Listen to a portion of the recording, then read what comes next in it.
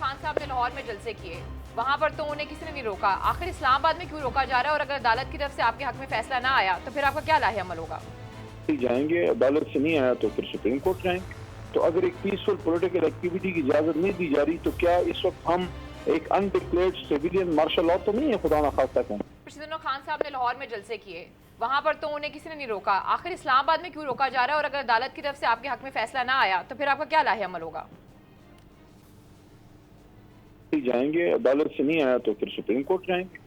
ہمارا ایک رائٹ ہے، ہمارا ایک پیسفل رائٹ ہے۔ ہم جلسہ اگر آپ مجھے بتائیں کہ یہ تو ایسے ہی ہے کہ آپ کہیں کہ اظہار رائے کی آزادی ہے اور آرٹیکل 19 کے تحت آپ سارے پروگرامز کرتے ہیں، تو آرٹیکل 19 بھی موجود رہے اور آپ کے پروگرام بھی نہ ہونے دی جائیں بغیر کسی وجہ کے، تو پھر اس آرٹیکل 19 کا کیا فائدہ؟ کیا ہم اس ملک میں ایک خدا نخواستہ ان سویلین مارشل لاء کی طرف چلے گئے ہیں کہ آئین بھی اپنی جگہ موجود ہے، عدالتیں بھی موجود ہیں، کبھی کبھی 12 بجے بھی کھل جاتی ہیں، اور ان حالات میں جب آئین اپنی پوری آب و تاب کے ساتھ موجود ہے تو اگر ایک پیسفل پولیٹیکل ایکٹیویٹی کی اجازت نہیں دی جا رہی تو کیا اس وقت ہم ایک انڈکلیئرڈ سیویلین مارشل لاء تو نہیں ہے خدا نخواستہ کہیں؟